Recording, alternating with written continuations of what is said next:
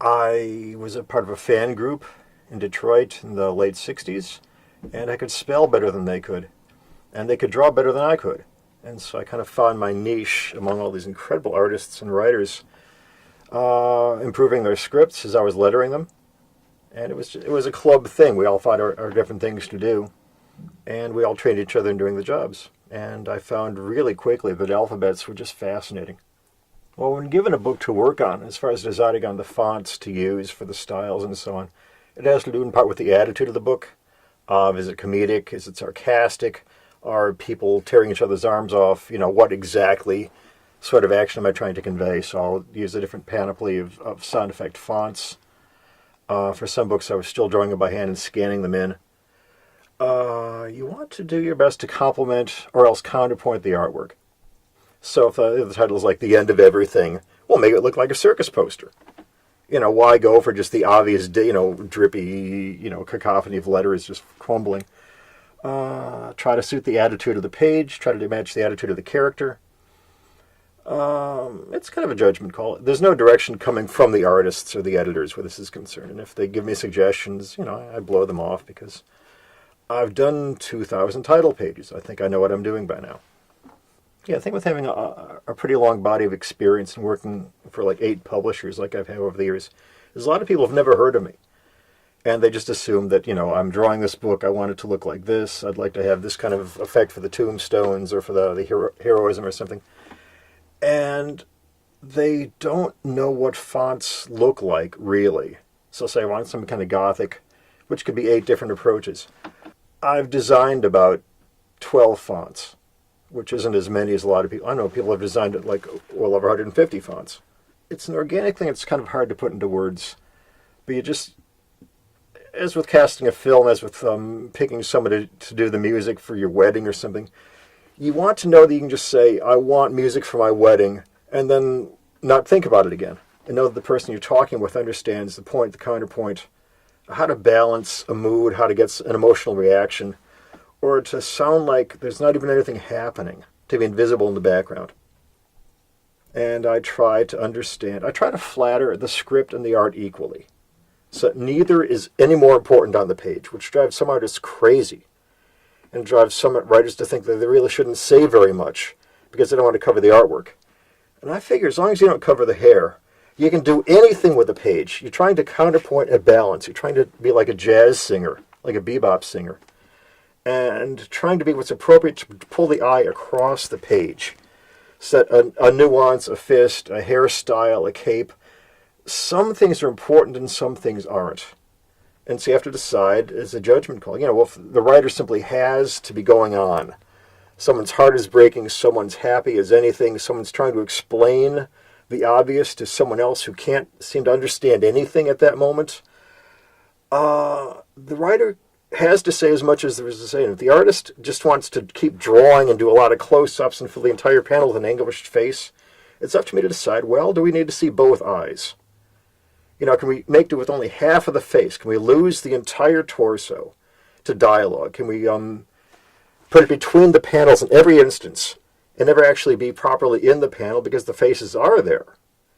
And the hair is an important identifier because a lot of these people don't draw that well.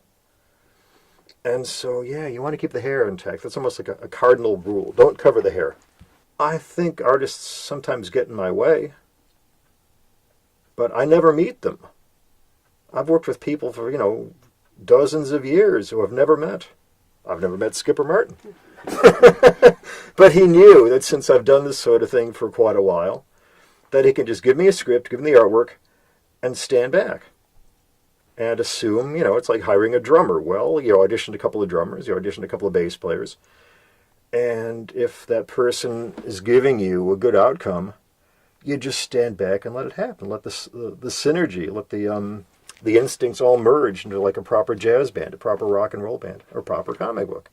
The hardest part about lettering a comic book for me personally is it's not done with pen and ink anymore. It was very satisfying. Just moving the wrist, actually be making little things 3/16 of an inch tall for 8 hours, 12 hours, 14 hours a day. And being there with the pencil artwork, actually being part of the physical product. Now I'm pushing pixels around, And it's less fun because, the font is designed, you can kind of manipulate things, but it's on a monitor. It's not physical anymore. So it's brains instead of guts. I'm surrounded by reference books. I've got at least 2 sign painting or reference or poster books from every decade of the 20th century. I started collecting these when I was in my 20s. And nothing made me happier than digging through and finding out how the German Expressionists, how the Art Deco people, how the Art Nouveau people, how the movie poster designers, the rock and roll poster designers, how they would solve a problem, how they put some fun or drama into things. And you can buy fonts now that simulate those looks, but it's not the same as doing it. It's not the same as performing the letter form. This is actually sketching a thing out, bringing it to fruition, maybe inventing a new technique, a new kink on something. And that was the pleasure for me then. And now the thing that brings me the most pleasure and the best outcome is simply deciding how to position the dialogue and the sound effects on a page. The proportions of the sound effects. Just getting a cascade, getting a sense of movement on the page. So kind of interplaying with the artists. The internet and the ability to find everything that you can find a name for. And there's the trick, is knowing what to call a thing, how to look it up. Information used to be a little more rarefied. You'd have to know that you were looking for Victorian music, say sheet music designs, looking for Victorian label designs, or trademark designs. If you want to do like a Walgreens storefront in a panel, you had to find a store, you had to find a place to look it up, and then try to simulate it by hand, and now you can just download it. And there's no challenge in that anymore. Sampling, as with music, nowadays you can just sample anything you want, get kind of a photorealistic outcome without much trouble. But it no longer looks humanistic. It looks like clip art. There's kind of a comics, in many ways, is, certainly in my end of the job, it's become down to pretty much kind of, as I was saying before, technique over actual knowledge of application. I can easily look up how to do things in Photoshop, how to do things in Illustrator. But when I was drawing them by hand, there's a feeling of contribution that was coming from then. That I was trying to do my best to make a thing fit, to make a thing look appropriate for era. If I wanted to, say, do a 1930s newspaper, a Victorian-era newspaper, a book jacket, I'd have to go to the library and find Victorian-era books. I'd be in the library, I might find other things also. It was more holistic, more organic. One actually had to find the one's rewards by going out there, getting into the world, breathing the air, no earbuds, actually being there. And now I can just stay inside for days and weeks at a time and research till my brain, fries. But it no longer feels like mine. It's, it's the Safeway logo that I'm downloading. It's not like a supermarket logo I'm developing just for one moment's use in one panel. No, everything is... It ceases to be a personal effort, a personal expression. It can be looked on as a benefit, but today's graphic design, today's web pages are so austere. It's like everyone is so fried with information that people are afraid to actually look personal anymore. So then newspaper ads follow, store displays, and the physical stores follow that. Nothing looks like it was done for fun anymore. Because no one knows how to look for the fun. They're just trying to look for effectiveness they can do quickly. And I've always been trying to go in the other direction. Where was the extravagance? Where was the frill? What made a thing actually fun to look at? Where you want to linger on a page for a moment longer because someone was having a good time putting it there on the page for you. That's, I think, where the fun was for me. And I think that's what's been lost lately, certainly in my own life, my own design focus, is it's too easy to find what other people did instead of trying to find a solution of your own. People always ask me how long it takes to letter a page, and there's simply no pat answer. Sometimes there's 2 captions on a page, like 15 words altogether.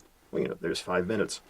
And sometimes a page will take about 90 minutes because there's an awful lot of character interplay, or else the artist didn't care that anyone was going to be touching the work after he was done with it, so there was no obvious space for me to work in. I worked on X-Men for a lot of years with a fellow named Chris Claremont, very good writer. He wrote it for about 18 years. I edited it for about 18 years. And his characters would say a few words, then think for a moment, and then say a few more words. And then the person they're talking to thinks for a moment, then says something. And then you go to the second panel. And there's just a lot going on, a lot of emotional involvement. The characters were alive for Chris. And therefore they were alive for me. And the artists, thankfully, were able to put a lot of life into it also, because they could see that the people that came before them were so spectacular, they had to match the attitude of it. So yeah, some pages can take almost no time at all, because the artist understands I need room to work with. And others have got one advantage of working digitally is I can put balloons here and captions there and sound effects here. And that's it. No, that's awful. And reposition things, make the sound effects larger, if need be, make them smaller, or decide to leave them out, because I can do that.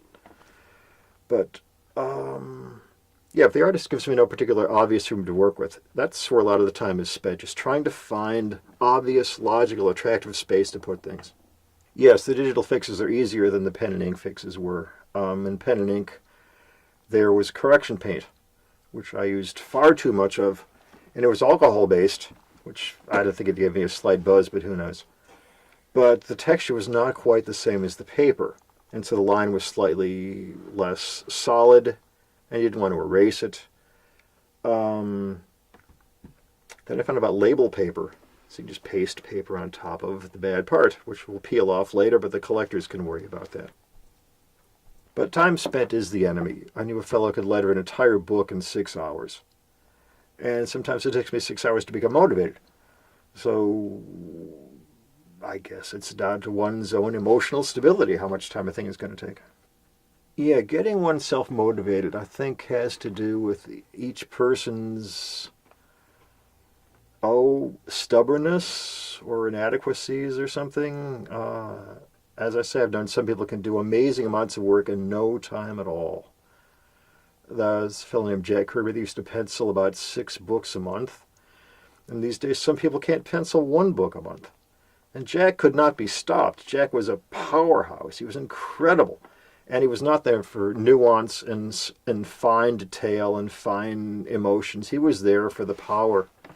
But for myself, yeah, getting motivated, I think I'm in some ways less good at that than other people are. I don't actually know anyone who works in comics personally. It used to be, I moved to New York when I was 19 to work in the office. And artists would come in and drop things off, and artists would come in and hang around half the day and just talk and waste time, because otherwise they'd have to go home and go back to work.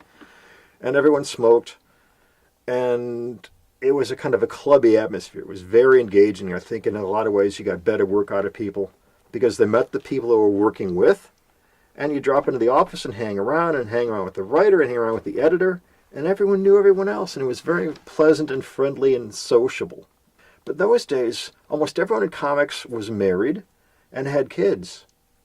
And they'd play poker on Friday night with the boys in the office, or also over lunch. The art director would just flatten out his drawing table and they'd deal the cards out, and you'd play poker over lunch. I don't think anyone in comics today has ever played poker, except in Vegas. And they certainly don't go to the office and meet the editor face-to-face and the publisher and the colorist and just hang around and be old pals, not talk about the business. They didn't go to conventions in those days. There were no conventions in those days. They just got together, and you worked. One guy would wear a white shirt and had a tie to color comic book covers. He left his home with a briefcase, and it looked like he was a man in business. No one knew his secret, that he colored comics for Stan Lee. The job of working in comics is more insular than it used to be, partly because there are the conventions, and people can get together and let off steam and get acquainted a bit.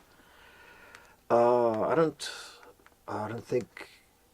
Well, I've been to Dark Horse. They're just up the road from here, about 20 minutes.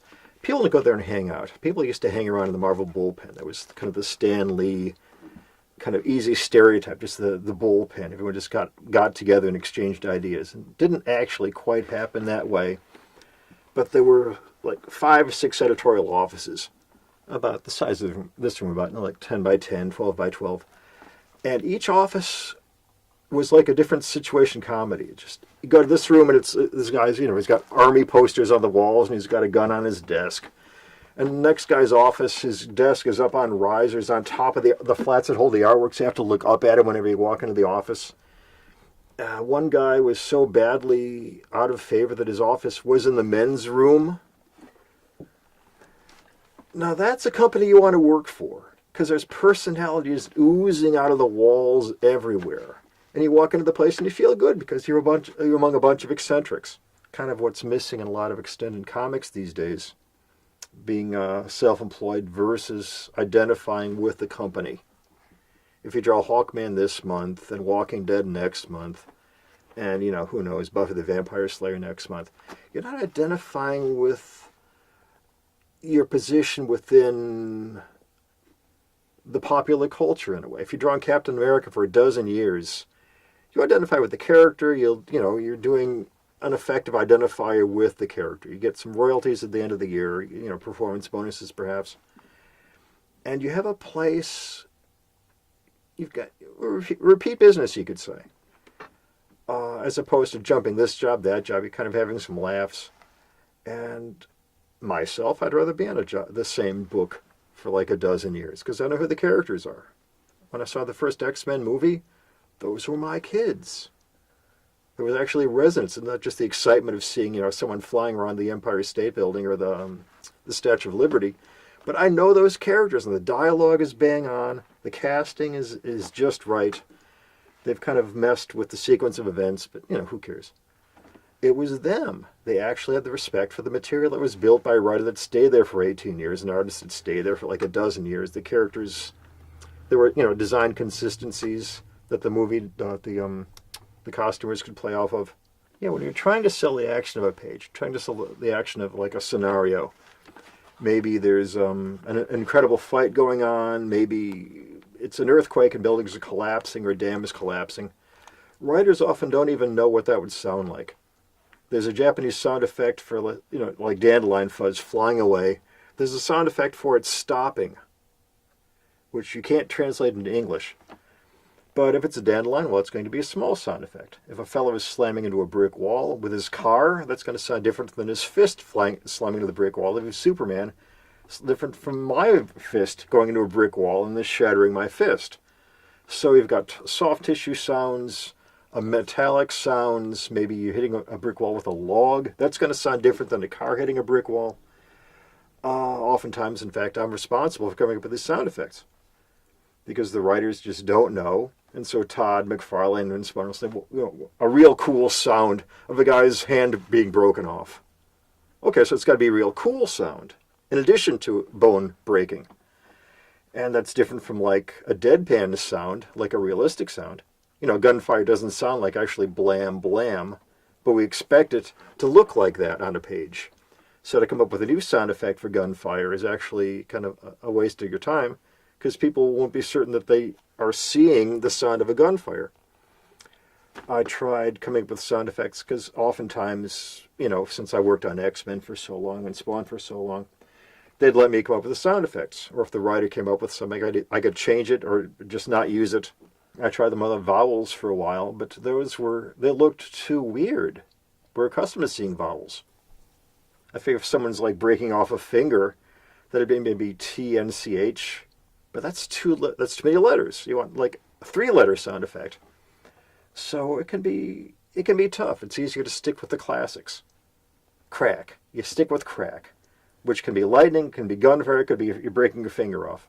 Unfortunately, sound effects, it's almost like colors. It helps to have a limited palette, because then the reader isn't having to pay too much attention to the sound effect. Sound effects are incidental. In terms of Bizarre New World, I think Skipper Martin is kind of a rare guy. He's an impresario. He had a clear vision. He knew how to write a script that actually is paced well. You get quiet moments, your action moments, your confused guy moments, your family moments. It moves like an actually well-constructed story. So he needed to find an artist who could give himself a kind of a light touch, a kind of levity, because the central character is not in very good shape, and he's not entirely certain of himself, and he's an ordinary guy, and he's a lovable guy, and Skip knows how to write that sort of thing, and so he actually was able to take the time, fortunately, and find an artist that could give him the very look, a guy that could draw what his script sounded like. It's not always easy to find a person that can have that kind of a light touch that can actually pace a story well. You know, draw human beings that look like human beings. Do you realize how rare that is?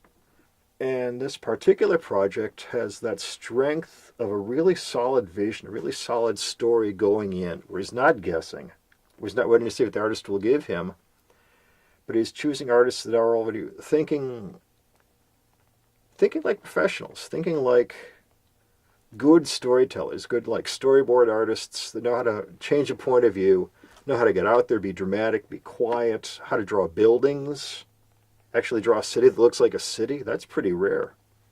Draw neighborhoods. Yeah, Skipper put together a script that called for all these elements, which shows an amazing like range of his own view of how a story is put together. It reads like a movie script.